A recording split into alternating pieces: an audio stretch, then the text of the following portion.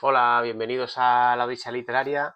Estoy aquí revisando las notas de las últimas lecturas, de las lecturas de marzo y abril. De abril haré un vídeo en breve. Y bueno, hoy os quería hablar de las lecturas de marzo. En total fueron 8 lecturas, fue un mes bastante bueno y un abandono del que también os hablaré. Así que bueno, pues sin más dilación empiezo. La primera lectura de marzo fue Ven y pon un centinela, novela de Harper Lee del año 2015. Si recordáis, había leído Matar a un ruiseñor, que era la primera lectura de mi reto personal 12 meses, 12 clásicos. Lo leí en enero bueno, me gustó bastante sin ser una novela que me deslumbrara. Bueno, me quedé con ganas de ver qué había escrito 50 años después Harper Lee, ¿no? Que nos aportaba a la novela original, y por eso leí en marzo Ven y pon un centinela. Bueno, es una novela diferente, se centra mucho en la figura de Scout, que es bueno, la hija de Atticus Finch. Hay algunos personajes que desaparecen, como es Dylan, incluso Jem, el hermano, tampoco aparece, ¿no? Y realmente es un libro que se escribió después y que, bueno, tiene por una parte el regreso de Scout. Vive en Nueva York, ya han pasado años, es mayor y vuelve a su pueblo, a Maycomb, a reencontrarse con su padre, con su tío. Y bueno, la autora muestra el contraste, ¿no? Entre la vida más abierta, ¿no? Más aperturista, una mentalidad mucho más progresista de la ciudad como es Nueva York, con esa mentalidad más clásica de la América rural profunda, ¿no?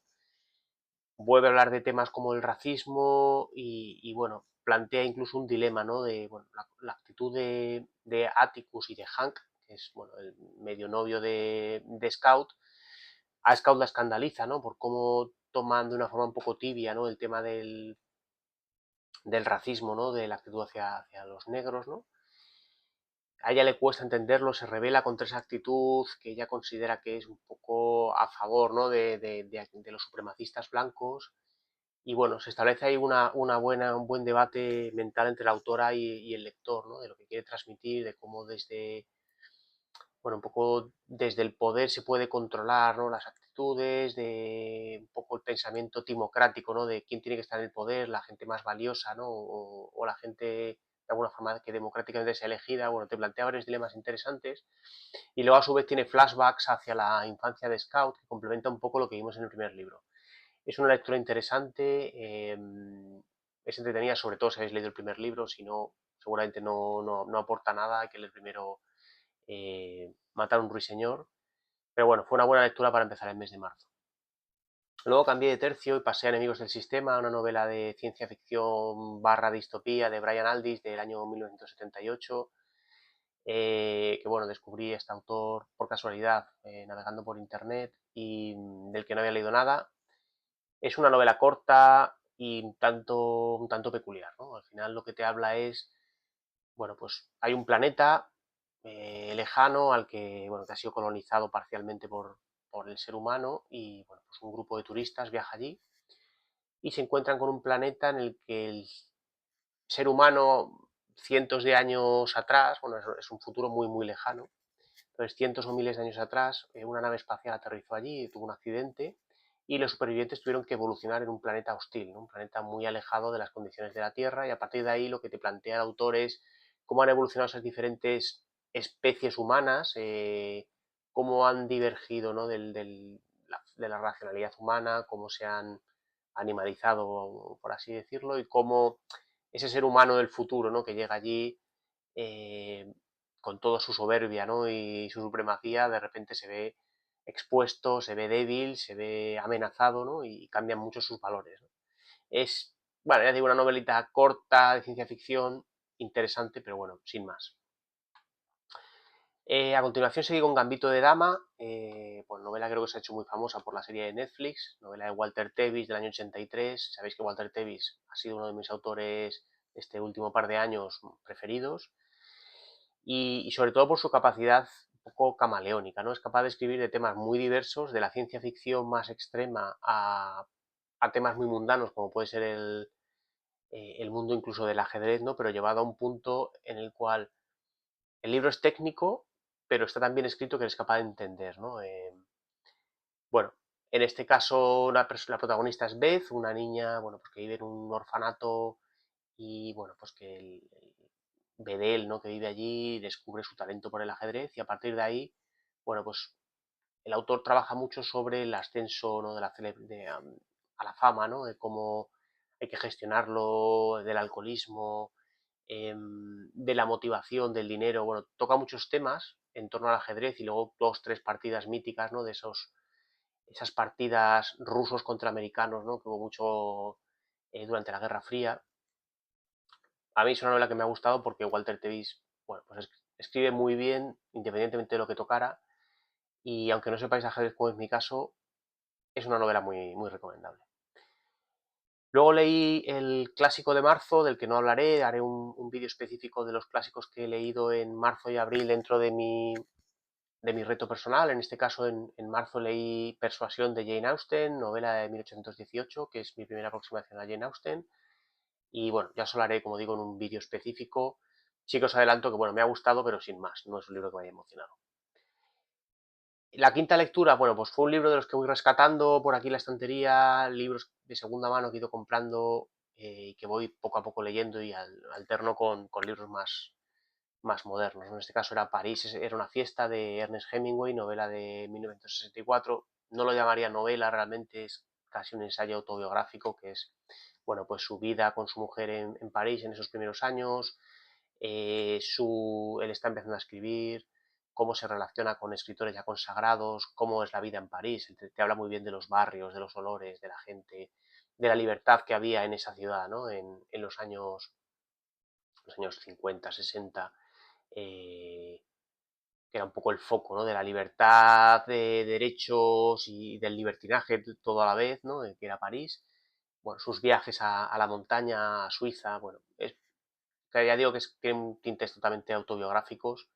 Bueno, es una lectura interesante si os gusta Hemingway, que es un escritor para mi gusto bastante particular.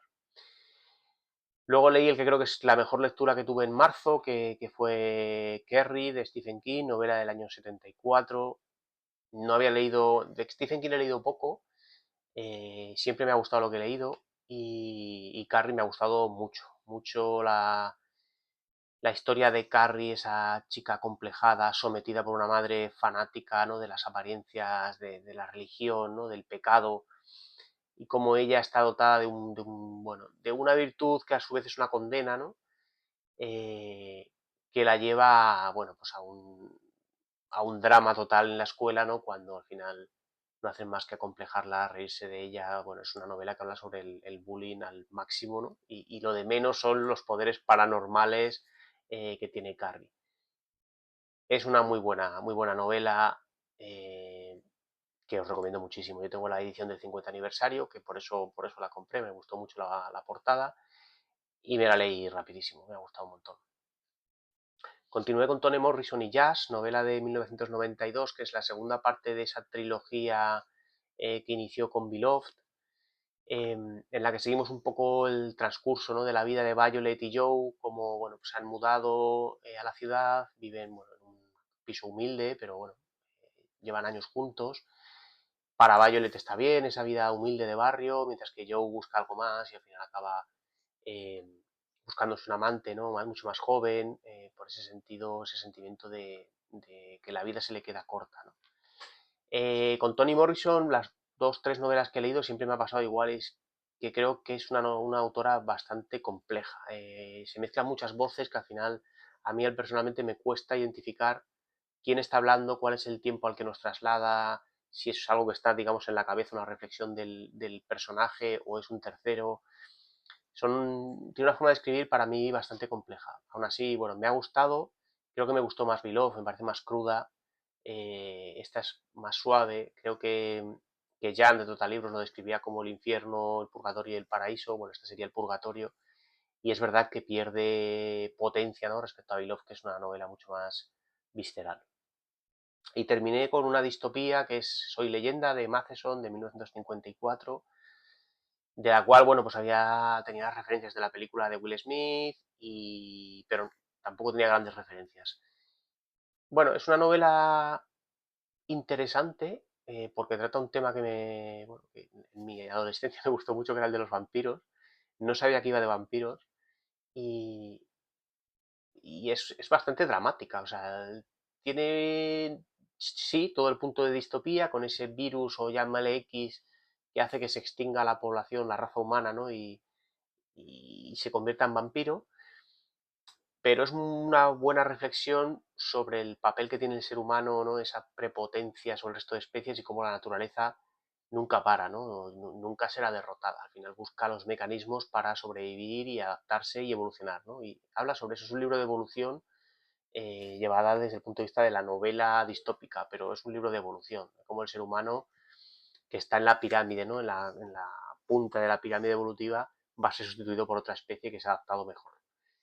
En ese sentido, me ha gustado bastante porque está tratado de una forma muy novedosa y no es la ciencia ficción al uso, sino que da mucho que pensar. Es una novelita corta, la leí en inglés y bueno, me gustó. Y luego os hablo del fracaso, que fue El amante lesbiano de José Luis San Pedro. Ya había leído La sonrisa etrusca, que ya sabéis que me encantó.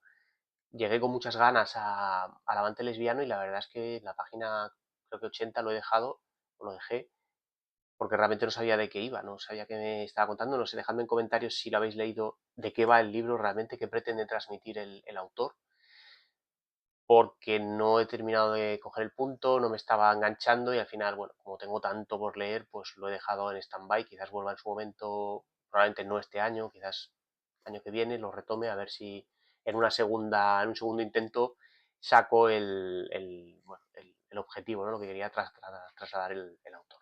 Así que nada, hasta aquí las lecturas de marzo, fue un buen mes de lecturas y nada, dejadme en comentarios qué os han parecido, qué leísteis vosotros en marzo o qué estáis leyendo ahora.